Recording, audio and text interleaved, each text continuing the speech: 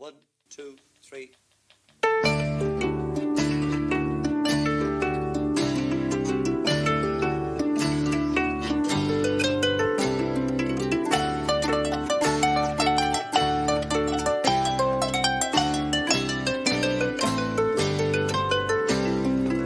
Kate Mila Falls, you're very welcome along to the Brian and Kieran Warfield podcast, the ramblings of two Irish balladeers, featuring Brian Warfield of the fierce and mighty Wolf Tones and his son Kieran, that's me, of the band Catalpa, and also of the Bandwagon Bus, Dublin's only musical ballad tour on wheels.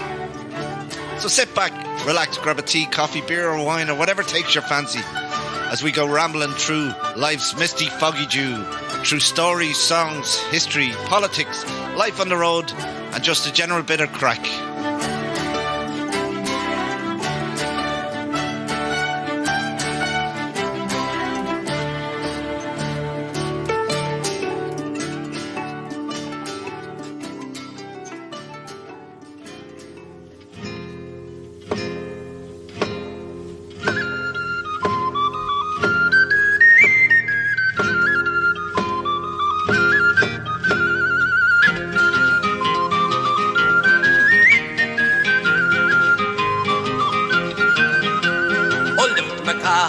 Your face perording or the old disgrace that Black Fitzwilliam stormed your place and sent you to the fair. And Christ said victory was sure, soon the fireman he'd secure until he met the Cledmalure with Fake McHugh o'Bore. And Christ and swear, Lord Kildare, Fake will do what Fake will dare. Now Fitzwilliam have a care, fallen is your Carlow. Up with Albert and with sword, and we go for by the Lord. Fake McHugh has given the word. Follow me up to Carlow.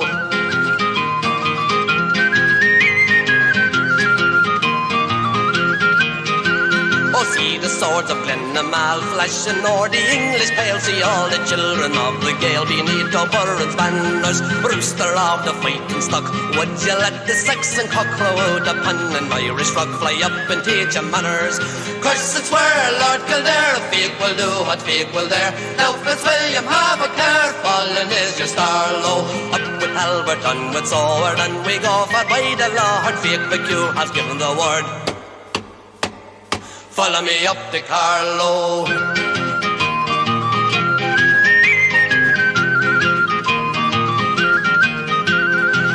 I got the Clonamore, flows the stream of Saxon Gore. How great is Rory O'Gomore for sending loons to heads, where white is sake and grey has fled. And now for Black Fitzwilliam's head, we'll send it over tripping red, the Liza and her ladies. Curse and swear, Lord Kildare, Fake will do what Fake will dare. Now Fitzwilliam have a care, fallen is your Carlow. Up with Albert and with sword, and we go for by the Lord. Fake McHugh has given the word.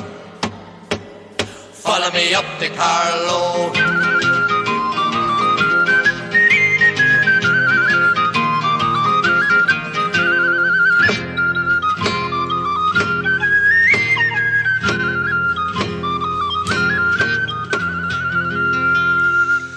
And there you go. Follow Me Up to Carlow, the 12th track of the Wolf Tone album, the Foggy Dew, the debut album. So this is our 12th episode. Our 13th if you include the James McLean, and the 14th if you sort of include the drunken one that we had. The birthday wish. Oh well, that was the best one for me. I think both you, me and Seamus enjoyed it immensely. So Follow Me Up to Carlow. Who sang that? Who sang that? I think Derek sang that. Yeah, he did. Yeah. A great song, and it was something that I think I learned at school as well. It was a great song. It was a great historic song, of course. About the rising of the clans. Yeah, the Battle of Glenmalure. Yeah. It was a great success for the Irish. During the hard times of the many invasions that came across. From our good friends across the water in England. So the song itself, it says, and I looked it up, celebrates the defeat of 3,000 English soldiers by Fake McHugh O'Byrne at the Battle of Glenmalure during the Second Desmond Rebellion in 1580. And the air that the song is reputed to have been played as a marching tune during the battle. and the words were put to it by Patrick Joseph McCall, who was an Irish poet. Yep. And it was originally called The Marching Song of Fiach McHugh before it developed into the Follow Me Up to Carlow. Yeah, well, they all had their clan songs, didn't they? O'Byrne's, and they were the great people of Wicklow. Yeah. And I'm a Byrne myself through my grandmother's family. In fact, my great-grandfather, my grandmother's father, was Tommy Byrne. Yeah. So we're part of the Byrne clan as well, so we're proud of that. And the song tells a bit more of the story than just about the battle, because it talks about evictions of and other things within the song that you probably don't notice, because when you're singing it. But it was McCarran and his family were evicted by Black Fitzwilliam, who was the Lord Deputy of Ireland at the time. Yeah. So. And then we still have a bloody square called after him, Fitzwilliam Square. I know, yeah. And there's so many streets, and we've spoken about this before. There's so many streets that they should put. I don't mind if they don't want to change them, but they should put a plaque up and telling who this tyrant was, or whoever he was. How many people he evicted, how many people were killed. And so we can remember him in a proper and right way. Instead of saying, oh yeah, Luce, you're down there in Fitzwilliam Street, you know nothing about him. And Fitzwilliam Square. The Lord Kildare refers to the Sheriff of Kildare, who would have been whoever the Sheriff was at the time. Yeah. So there you go, Follow Me Up to Carlow. Great song. I went to college in Carlow, of course, and had 2 great years down there. I'm sure you did. Did you learn anything down there? I did, yeah. Well, I became an entertainment officer. I got voted in as entertainment officer, so I ran the entertainment part of it for a whole year, and learned how to put together events and stuff like that. So yeah, so I suppose even though I was down there learning construction, but there was no work in construction at the time anyway. I didn't really like getting my hands dirty. But good times, good and bad times, I suppose, in a way. But look, when you're young, you do loads of silly things, and there you go, and you pay for them later. I certainly made plenty, though. But I enjoyed it making them at the same time, so I'm not gonna.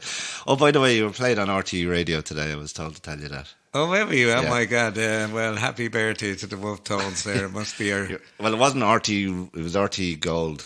Actually. Oh yeah, Gold. Yeah, so yeah. Ed Leahy or one of those. Yeah. Well. You came in at the top 10 of Irish sing-along tunes with On the One Road. Oh, really? Yeah.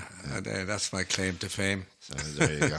They won't be playing Celtic Symphony, that's for sure. Yeah. And someone else got and this is the power of talk, like, of shows like this, where people start listening to it.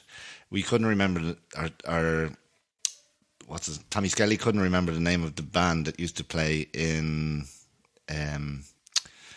Barry's Hotel before you, and you couldn't remember, and someone came on and said it was Napper Tandy. Oh, really? I still wouldn't remember. So many gigs, so many years, and they all flew by and all mashed into one in the brain. But apparently Napper Tandy were a really, really good band. And I think it was two brothers in it. Yeah, there was. I don't remember now, but there was. I actually remember them. I remember seeing them playing along with Bernard, I think. Yeah. Well, I just, there's so many great bands around and great people around, and some of them were serious and some of them were kind of half jobbing. You know what I mean? So they didn't have the interest there in a professional life. Well, I think to have a professional life, you have to do what you did, and that was get out and put posters up, and you really have to dedicate yourself to it. Yeah, you do. It doesn't come. It doesn't come for free, that's for sure. And hard work. Yeah, we made a decision years and years ago. Tommy was in Guinness's. I was a trainee photographer, and Noel Nagle was working in Amjam factory at the time, and Derek was a tailor. So we all decided to give up the jobs and make a go at it at one stage. It was it was because our manager at the time, Corey Janssen, a Norwegian guy, insisted that we give up the jobs. He said you can't do two things at one time. He said if you want to succeed in music, you got to give up your job. And I think we were playing a gig down in Newtown, Mount Kennedy, and someone said to me, "Tell your dad I met him one time on a petrol station and he used to go around in the back of this big station wagon with two big dogs in it and a big blondie-haired fella." And that's right, that's him. Yeah. And the fella worked in the petrol. There wasn't two big dogs. There was only one big dog. One big dog was it? Well, over time it became and a two. wee one. There was an Irish wolfhound called Topper, and there was something. Oh no, there was a young what do they call them curly dogs? Poodle. There was a young poodle, and that was called Curl Top. Right. Yeah. So they were the two dogs, and the big wolfhound was owned by our manager Corey Janssen, and the little Curl Top guy was owned by his wife. Yeah. So she carried them around in her arms. She was a lovely lady. Was it a big yellow Mercedes or cream Mercedes? No, he had an Opel. I became a Mercedes over time. This guy had a good few jars in him. Actually, he was a good cracker, but he remembers some. But that's how things get squashed up, isn't it? Like it was an Opel. Opel station wagon. Yeah. So it was big. It was probably a Cadet. Yeah, it was big. A Cadet or one of those. No, it was bigger than the Cadet. Opel, whatever the top of the range was. Yeah. Don't know. Yeah. But people have been also admiring your memory, your recall of memory and of things and of facts and figures and stuff like that. So you've been getting a very good kudos on that and on how much you can remember. Yeah, well, that's good. Yeah. I don't try to remember. They just come in, but you don't remember everything. And I suppose after all the years, people get selective about their memory and only remember certain things. But I found that when I wrote the book, that a lot of the stuff came back, and you could figure it out, and you had more time to think about it. So it was a great exercise in remembering my whole life. Yeah, and I'm very glad I did it, and it's been very successful, of course, and it's still available. I ordered an extra 200, and the first lot of 2,000 went, and I ordered an extra 200, and so they're still available for anybody who wants them. But it's a great story, I think, and it's a very good read, because it is, as it says, it's a ramble through your lifetime, and the Wolfe Tones lifetime, and it's a very honest writing, I think, and I'm not just saying that just because I'm your son, but because it is a very honest account of the life, of the life, But and it also goes into a lot of Irish history as well, which is quite informative. Well, when you think about it, we went through, our life spread across the troubles in Ireland, and I think we saw them all firsthand, and it was something that I recorded both in song and in memory and in the book. And are we allowed to talk about your good news this week, or is that? Yeah, well, I did have good news. I went to this professor in the Mater, Timothy Lynch, and he was a very interesting guy, but I was waiting for a year to get a brain scan, and the brain scan kind of looks at the Parkinson's and see how bad or good or progressive or whatever. And I got the brain scan last week, and I got the results last Wednesday, and I went in to see him, and he said, according to this, he said, you don't have Parkinson's. Oh, I said, that's great. Yeah, fantastic news. But he said, you do have something, though. He said, it's called an ET, essential tremors. And it's an uncontrollable condition where you shake, your hands shake, and you can't lift up things, and you spill drink if you're trying to lift it up and all that. But he said, the good news, there is a cure. But he says it's kind of evasive. What they do is they drill a hole in your skull. Mm-hmm. And he said they only use the best of tools now. He says Black and Decker or DeWalt. Well, I definitely put the DeWalt before Black and Decker. Well, he has said, yeah, we drill a hole, and he said we insert a little stimulator into the part of the brain that's affecting your movements. And where did he get that? Nan Summers? They don't have one for the for the little Vicky.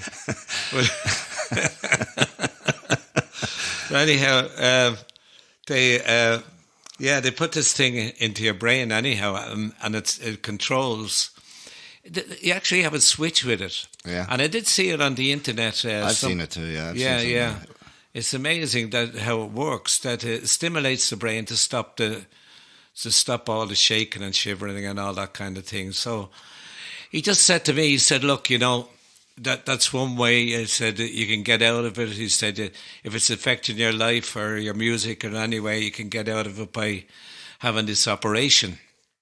And he said, otherwise there is a series of drugs that can be taken to stop the tremor. But he said that there was lots and lots of side effects to these, as there is to every bloody drug. Yeah. So he said, I'm going to leave it with you. So he said he'd write to me and explain the ins and outs of the options that I have, to discuss it with the family, discuss it with my friends, and then come to a decision. And whatever decision I come to, he would respect it, and he would go through and follow through with it. Yeah. So I haven't made a decision yet. I think like putting something or messing around with the brain is a kind of something that everybody would be scared of in a way. But I look at the options and ins and outs of the options, and I hope to speak maybe with somebody that has gone through the operation. Yeah. Like if there's anybody out there that has gone through it either medically or through drugs, and would like to give you a call. I'd be delighted to hear from you, and it'd be super duper to talk to somebody that already went through that situation. Yeah. Am I going to go through with it? I don't know at this point, but I am thinking about it. I know there was a piece in The Sun this week about it, and what Ken Stewart, who wrote the piece, said to me, he said, look, or Ken Sweeney, I mean, he said, look, you're 75, child, whatever. But he said, it's probably, a bit old to be going through all that stuff. Mm. So there's that point as well to be considered. Mm. So I don't know. Yeah. But the other side, like, you don't know how long you could have another 15, 20 years of your life, Yeah, well, you could get some sort of normality back, Yeah, well, I get.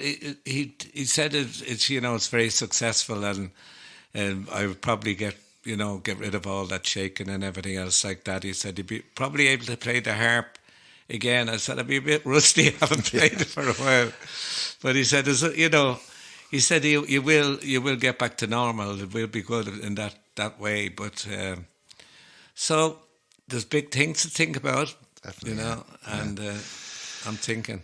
Yeah, so if anybody out there has had anyone go through that, or has any information, or has been through it, and would like to chat, I'd like to chat to somebody that had it. You can contact us on the Facebook page or on the Rambling Irish at, what are we at? I don't know. Outlook.ie, I think it is. But it'll be on the Facebook page anyway, or the Instagram. So that'd be great, yeah. We'd be delighted to hear. Would, yeah. It's like back to normal, more or less. I mean, it's a switch on, switch off operation. You know what I mean? It's not like there's a permanent thing in your brain. The battery lasts 5 years. You have to get that changed every 5 years. So you have to go in and insert a Duracell or every one out of the pound shop. They don't have to drill you open, do they? For every time they have to replace the battery, do they? No, I don't. Or they just put a metal. Probably just put a. Well, the way you put it is, there's a thing inserted into your brain, and it goes. They run a wire from it down behind your ear, Yeah. down your neck, Yeah. and into your chest. Yeah. So I imagine that the batteries in batteries your at the chest. chest Yeah, end. Yeah, it's kind of interesting. Yeah, but it's amazing what you can do nowadays. Yeah. You know, like. But I do remember seeing that. I remember Yeah. seeing that, and I remember the gentleman that was and the control. He went from being like yours is not even a 50% as bad as his was. Yeah. Like, you know, he really was shaking. Like, you know, like very noticeable. Well, he did say it would get, you know, if I didn't attend to it, it would get worse. Yeah. And he said it could get into your head. You know, your head could be shaking, and your arms could be shaking, your hands shaking. But he said, look, you know, up to you. Yeah. Yeah, well, a big decision for you, all right. Anyway, look at a huge decision. Get all the information and then you can make it properly. Yeah. So, second vaccine, when are we due?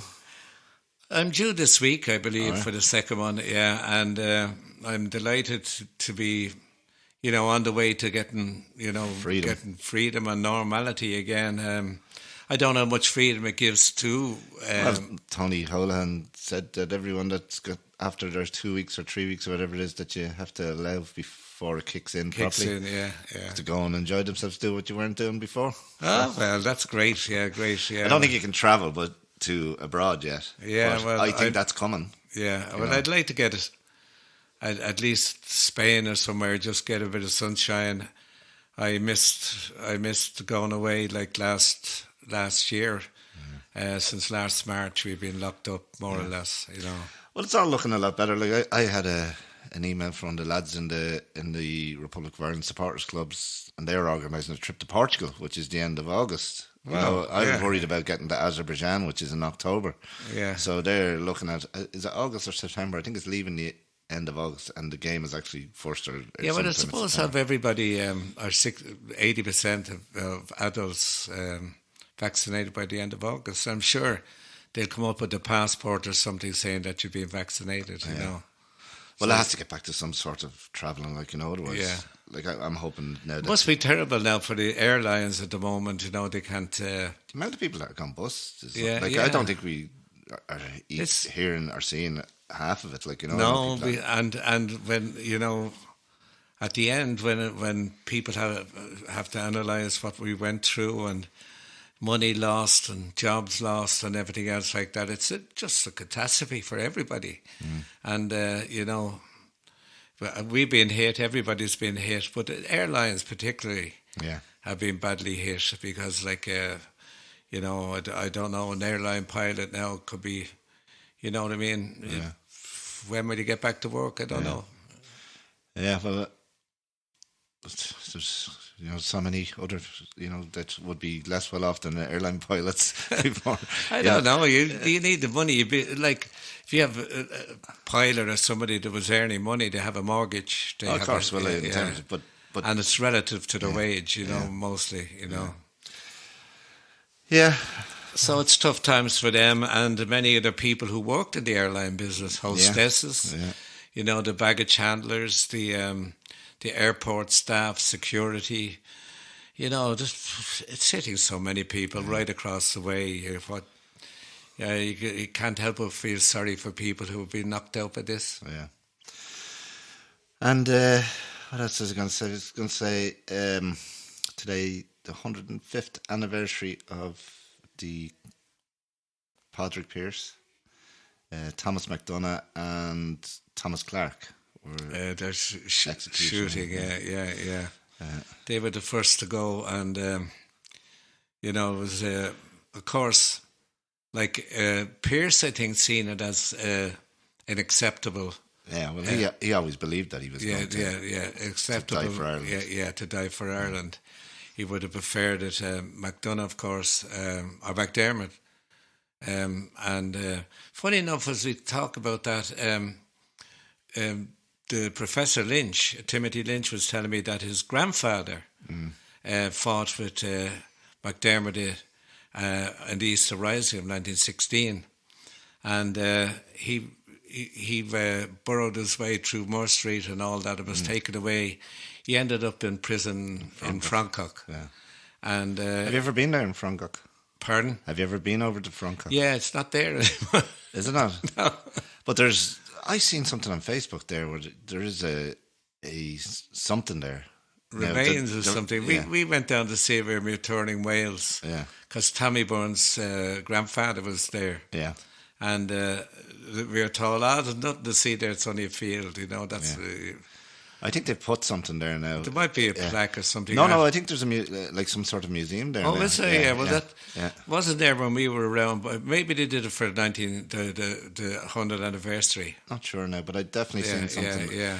And it's not far outside Anglesey, is it? I can't remember. We were on tour in Wales there. We were all around Carnarvon and all that. It wasn't too far now. Wales isn't that very big, but the roads are shite. The roads are terrible. Like, I'd have to say it's the most neglected part of what they call the United Kingdom. Some parts of the upper it's beautiful. The Highlands in Scotland. It's beautiful, but same. Yeah, but it's beautiful, but they're neglected roadways. And when I went into some of the towns there, they didn't even have for your phone. Yeah, we couldn't get on the phones. So there's no signal for the phones. I mean, even the railways system is not as good as you go into when you go into Wales. It's like going into a third world country you see, system with a rail. It's like everything comes out of England and back to England, and Wales is not north-south friendly for travelling. Like if you go north or you go south, look at the N7 or the N7 when you go over to Holyhead and you want to go to London. It's a terrible road altogether. Yeah. It's antique. Yeah. Well, it's not as bad as it used to be. I remember it used to take us 7 hours to get to London. I remember one time I was coming back from Belgium and I was driving and we got held up. It was traffic crash or something, and I ended up having to stay. I took a wrong turn then coming out of up by Wolverhampton, up around there, up Birmingham, and I ended up going in the other road into Wales. Yeah. And Jeannie Mac, I was there. It was like running a gauntlet going over the hills there. And eventually we knew we weren't going to make the ferry, so I just pulled into a house, wouldn't even call it a hotel. That would be a stretch of the imagination. Yeah. But I'll never forget getting into the bed, and when you got into the bed just rolled into the middle of the mattress. Was like a bee. It swallowed you up. Yeah. Did you watch I've been in many of them places, I can tell you. Did you watch the Celtic game yesterday? I didn't get to watch it now. Lucky you. We were good for me, but I took the grandkids down to for a swim out to the seaside and brought them to mini golf. They were open, and so they had a good time. And my football had to take second place. You did yourself a favour, let me tell you. It was awful. 4-1. But we had a good time with the kids anyhow. So that's now, Celtic this season have lost 4-1, 2-0 in the Cup, 1-0, 2-0 and 2-1 and drew 1-1. So it's the first time since I think 2009 that terrible results, aren't they? I mean, it's like it's the last time we beat them was the time. Remember, we were in for the All Ireland final against Kerry, and we were in that pub around the corner from the confession box. Oh yeah. That's right. Yeah, that was that, and we met Pierce Warfield. Remember? Yeah, that's right. Yeah, we went around to the. I can't think of the name of it. Yeah, nor me. Mahers, is it Mahers?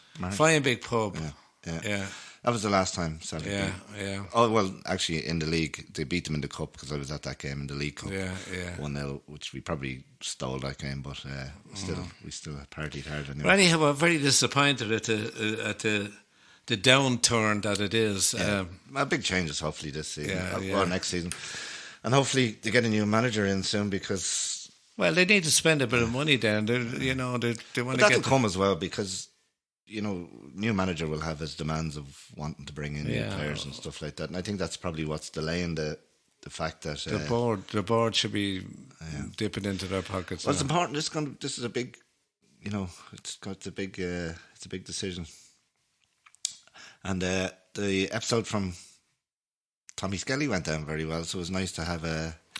guest on board. It was good hearing the two of you interact, and I enjoyed it. I think a lot of people out there sent good feedback back on it, you know. And well, Tommy's a great character, and as we said last week, we know one another since we were kids. Yeah, and great character, great guy, and you know, he was loved by all. Yeah, it still is. And it's great. He goes over to Celtic like every home game. He never misses a game. Yeah, you know, it's well for him that he has the time.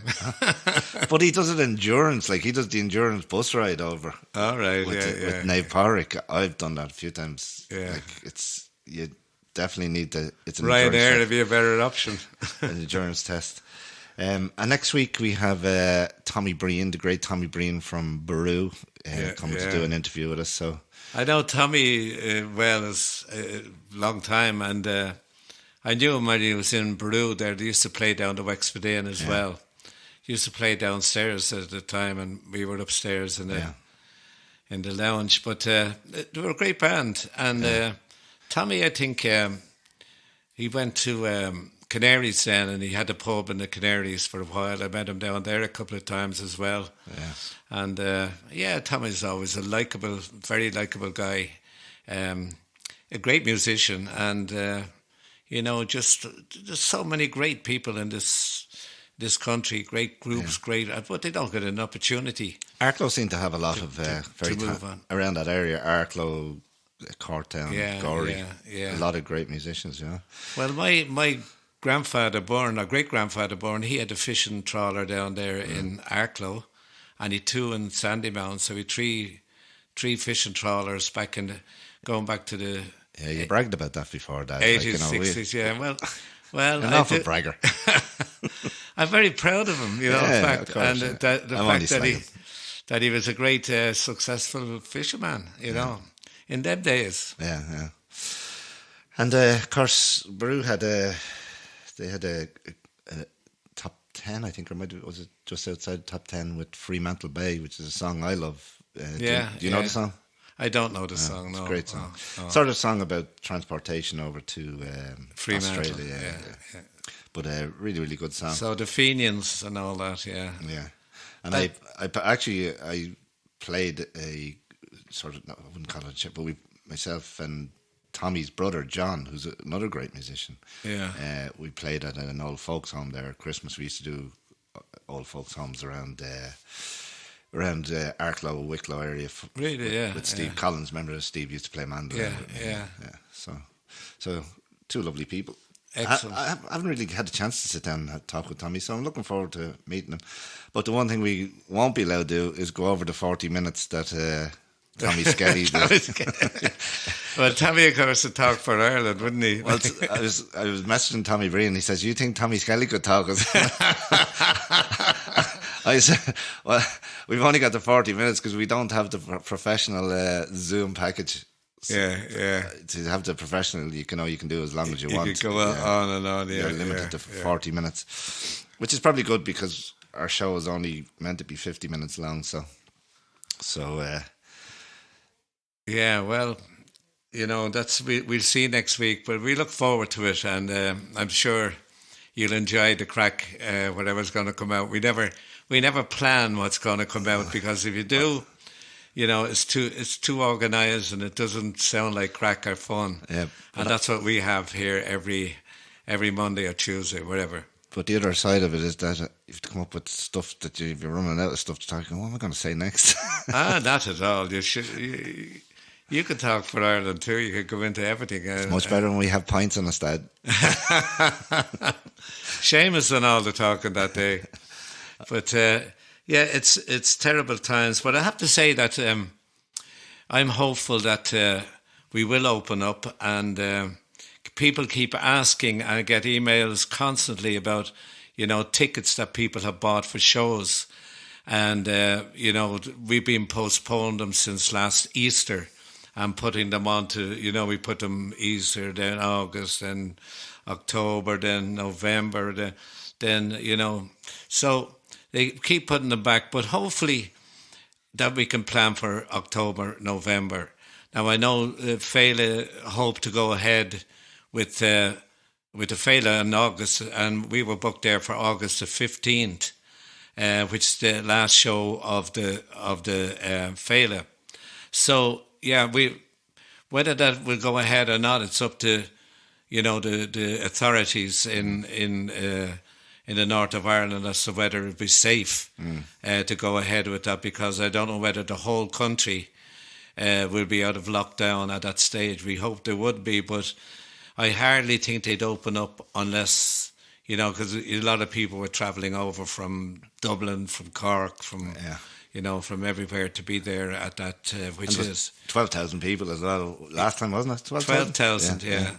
So they came from all over, and they came from England and America, Europe, everywhere. There's an amazing amount of people, and well, it was a great occasion, I have to say. Fabulous, I went up that night, and now I've been up with a good few Felas with you, but this one just was unreal. The atmosphere. It was a great night. The weather and all. Yeah. We have it on video, and you can get it through Vimeo. We've put all our shows up on Vimeo, so anybody you can either rent it or buy it, and you buy it forever and ever, or you can rent it for a month if you want to. But that's the way things have gone. DVDs people don't bother with them anymore. They go on to streaming, and so we had to update ourselves a bit. Get onto Vimeo, and that's where they all are now. I think there's about 13 or 14 different shows up there, so I think you'll enjoy it if you want to get that. And it's not too unreasonable. I think it's about 20 quid to buy a stream or whatever it is. Some of them have a package of 2, some of them a package of 1. They were long, maybe 2 hours. More.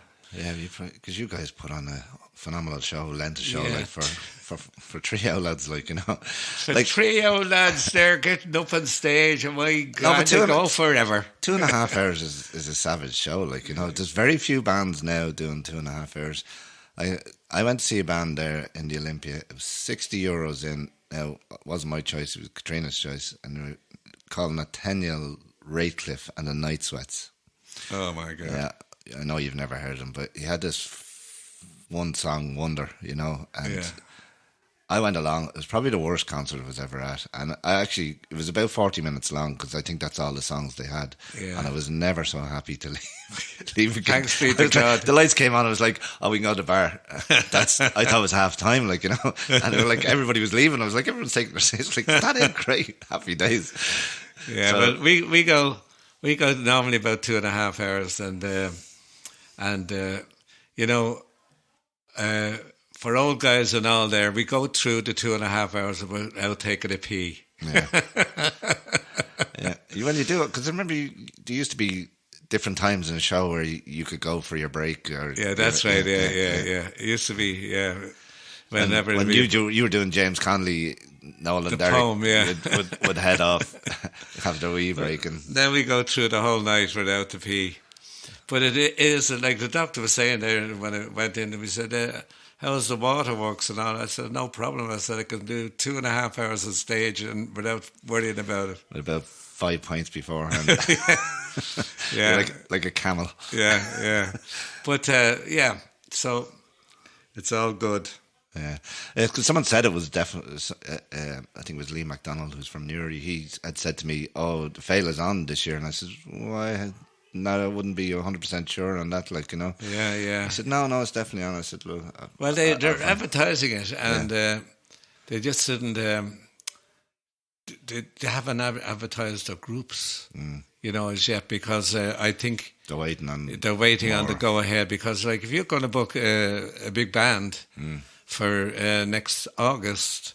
Not like the Wolf Tones. The Wolf Tones are easy to work with, but they'd be looking for money up front. Yeah. And they get hefty bloody fees, you know what I mean, when they bring in big bands, and even these big, what do you call them, DJs, that they get up there, they're all big money, Because they've had some good bands up there. Oh yeah, like they've had they had fabulous. UB40 up there, didn't they? You interacted with UB40. Was that Ali Campbell? Is he related to Campbell that you? Yeah. And funny enough, yeah, he is to Ian Campbell and the Ian Campbell, group. Ian Campbell folk group. Yeah, Ian Campbell folk group had a folk club in Birmingham, and we played it many years ago in the 60s. And we recorded Ian Campbell's song, "The Sun Is Burning," which is a great song, I think. It was about we had all those nuclear tests, banned the bomb and all the rest of it back then. We were all very involved in nuclear disarmament. And he had written this song that I thought was a great song. Yeah, and it was a great song. The sun is burning in the sky. So we recorded that, and we did a pretty good version now on harmonies and all that.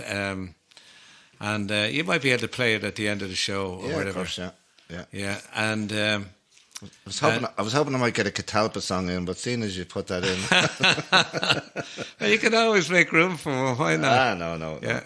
Why not? There's plenty of people who don't want to listen to bullshit all the time. But in seriousness, it wasn't on any of your albums, was it? Yes, it was. Yeah, was it? Yeah. I don't see it there. Yeah, I think it was on The Rights of Man. I'm not sure. No. Definitely on one of the albums. Would it have been on one of the albums that was from Dolphin Records? I don't know. No, I don't know. But I definitely I thought it was on one of the albums. I remember doing it. All right. I'll check it out. Yeah. But it was a great song, and when we met Ian Campbell there, and his wife was part of the band as well. It was on the Rifles of the IRA, 1970, Dolphin Records. Yeah. There you go. Well, anyhow, later on, I was contacted by Alex Campbell, and Alex said to me, he wanted to contact me. He left word at the Birmingham Irish Centre, and he called me later. He said, I'm down in the Caribbean here. You know, the way he played that kind of, what do you call that music? Calypso, not calypso, some other... Reggae. That's it, reggae. And he said, I'm the down party, here. Ian. I have a studio down here in Jamaica, man. And he said, would you come down and do a couple of things? And I said, how could I? I mean, it's like hop on a plane, go down to, I wasn't in that kind of a group where I was like a superstar or anything like that, where I could have plans to go down to Jamaica and sing a couple of songs and record a couple of songs. I would have loved to do it, but having the money and the time to do that would have been impossible for me, because we worked right through the summer and all that, and we took very little time off back then. So I reckon I would have loved to do it, but I would have never been able to, to fit the time in. Yeah. So we never got that hit. But you did meet Ali Campbell. Oh yeah, I did, yeah. Who was UB40 and yeah, that's right, yeah. A great band. We have a photograph together, I think, at the hotel up in Belfast after the Fela. Yeah. Yeah, and we had a I don't know whether it was a coffee or a drink, but it was something. Very good. And the most famous person you ever met? We had this discussion a while back, and I was blown away. And it was down in Carlton House, where Jerry Murray plays golf, where we go. Oh yeah, Carlton House. Yeah. Yeah. What's the story behind that with the famous movie star Rock Hudson? Oh yeah. Yeah, well, back in the 70s, I think it was mid-70s thereabouts. They were making a movie down there called Blue Max. Oh, I remember. That's a great movie. Yeah, I only watched that funny enough, about 6 weeks ago or 7 weeks ago. A friend of mine put it up from Arklow, Frank, and he put it up, and I said, I have to watch that movie again with George Peppard. Brilliant movie. Yeah, I think that was the movie. I'm not saying it was. What's her name? Mary Poppins in it. Julie Andrews. God. They were making some movie down there. I can't remember the movie. It might have been. No, the Blue Max was definitely filmed down at Yeah, around yeah, Kildare, I know it was done down there. because it was filmed out of the airfield down there. They had all Yeah. down in Selbridge.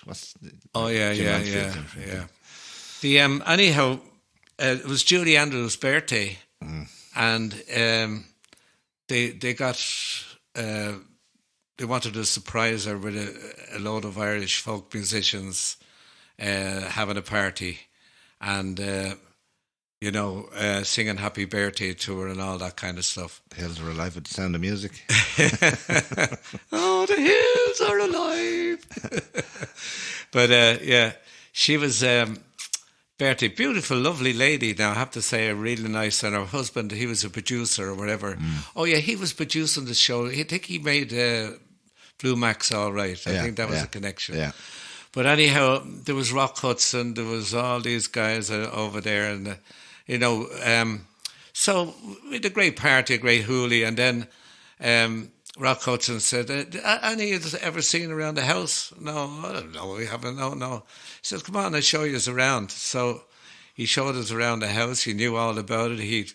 Obviously they were staying there for a couple of weeks before they met us and all that. Yeah. So he had to learn the history and all that. Lovely man, I have to say, fabulous guy. Yeah. And he was very, very friendly and all that. It took us around the place, explained a lot about it. A little bit we would have known, but a lot we didn't know. And explained about the furniture and all the rest of it down there. So, yeah, then we went back and we had drinks and just general talk among the great people that were there. They were all film stars and were you starstruck? Producers. I was never starstruck. It just they seemed like ordinary people to me, and they were. Yeah. They were very ordinary, very nice people. Yeah. Julie might have been a little bit stuck up now. She was like a very grand British accent and all that kind of thing. Yeah. And apart from that, like, they were all very, very nice people. Yeah. You couldn't say a word bad about them, you know. The only thing wrong, we'd brought the girls. We brought the girls along to. We thought we could bring them with us, you know, and for the party and all that. We were going to a party. No, they weren't allowed. Right. So we had met I think it was in the Burlington Hotel. Yeah.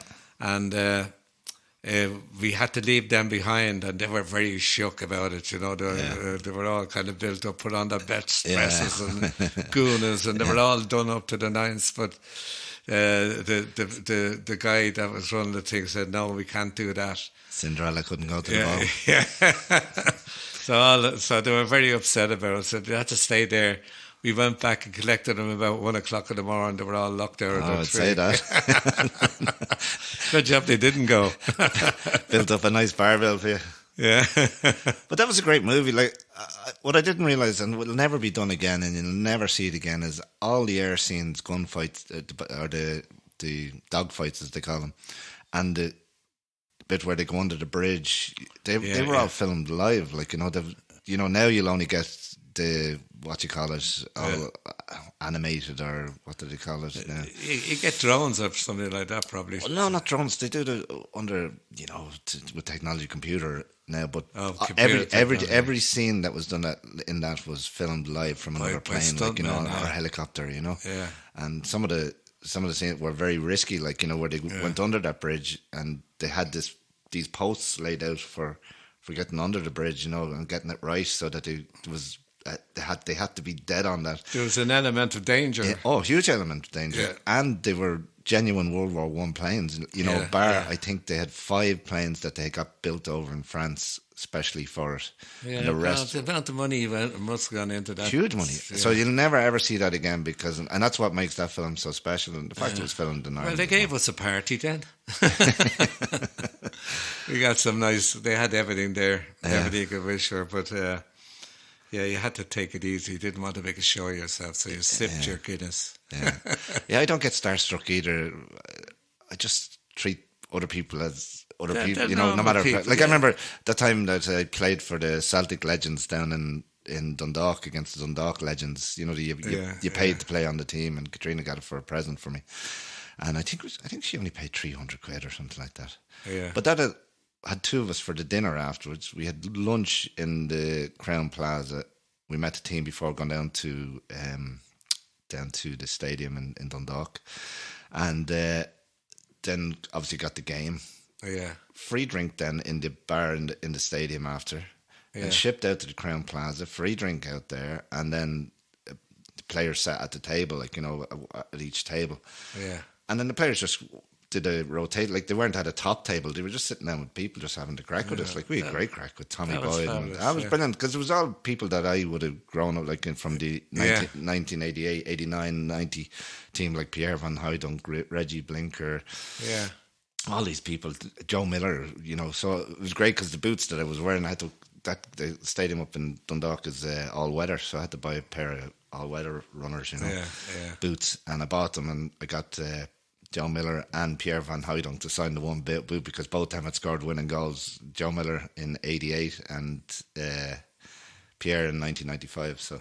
Very wonderful, and that was well run then, wasn't it? It was brilliant. It was absolutely brilliant. Now I have to say, just for the money that, like, for 300 quid, like, it was a steal. Like, I got a signed, you know, it's a unique jersey with Celtic Legends 11 written on it, you know. Yeah. And I got it fully signed by everyone that played that day, including the other lads that were. So it was a great memento. Like, you'll never get that again. Like, you know. So. Yeah. Brilliant. So it was a great day. I really enjoyed it, but I didn't get starstruck. I was just chatting to them, having the crack, like, you know. That's the thing. Most people are ordinary, you know, like just ordinary folks like ourselves, and done very well and made success. And you know, good luck to them. And there, but for fortune go you or I. Yeah. Although I was a bit starstruck when I met Jimmy Johnson. And but he soon put that to bed, like, you know. He was just Jimmy Johnson's the most ordinary guy. He never had any illusions about himself. He was a real nice, down to earth guy. Oh, yeah. But when you think a lot of a guy, I suppose you intimidated a bit maybe at times, you know. But once you get to meet him, you find they're normal. Yeah. Nice guys. Right, we're at 52 minutes, Dad, so we'll play out with, what did you say? Oh, The Sun is Burning. Sun is Burning. Sun is Burning, yeah. Great song. Okay, so... Great memory. Yeah, and next week, actually, I was looking at a movie there this afternoon on RT, Empire of the Sun. Have you ever seen the Steven Spielberg movie? No. It's about when the Japanese take over Shanghai in China, just in World War II. Yeah. But in that is the atomic bomb, and... Yeah. The young fella sees the bomb going off, but he thought it was someone was dying at the same time. He thought it was their spirit going up to the sky. It was actually a really good movie. I was actually surprised that there was no Oscars won for it. Yeah. Because really the young fella was brilliant in it. Anyway, so we play out with The Sun is Burning. We're back next week with I was going to say Tommy Breen. And we've hopefully a list of other people to get through. And we'll do it every second week. I think we'll take people on board. Yeah, I think we have Dave Brown from Picture House coming up too as well, and that's for the people who he's not anything to do with the ballad scene or anything like that, but he's been a great singer in a pop group, we might say. Yeah, it will be a pop group, yeah. Well known and some great catchy tunes that still stand the test of time on radio today. Yeah. Okay, so I look forward to that. He's a nice lad and he's good crack.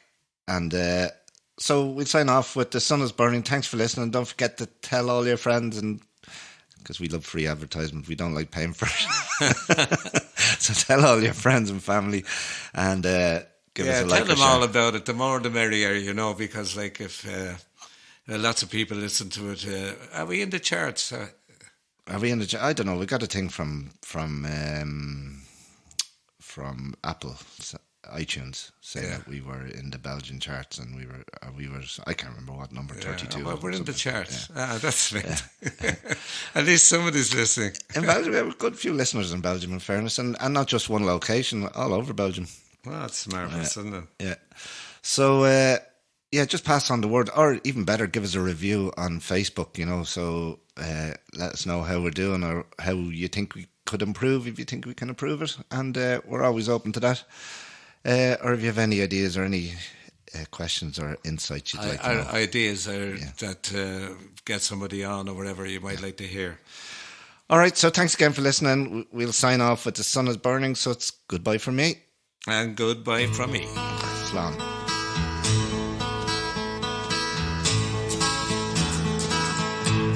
The sun is burning in the sky.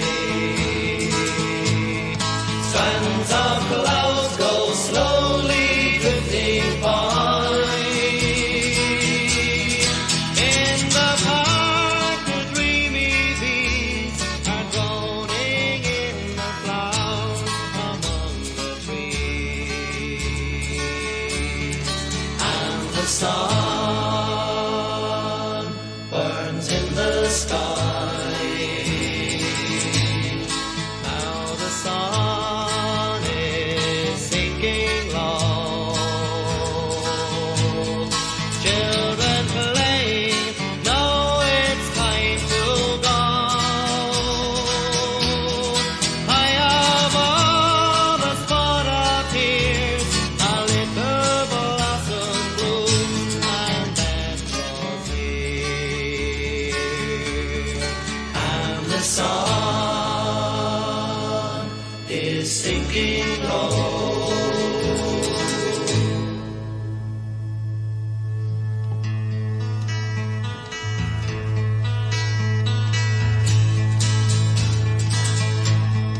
Now the sun has come to earth, shrouded in a mushroom cloud of death. There comes in a blinding flash of hellish heat and leaves a smear of ash. And the sun has come to earth. Now the sun has disappeared. All is darkness, anger, pain, and fear. Twisted cycles, the ranks of men go groping on their knees and crying pain. And the sun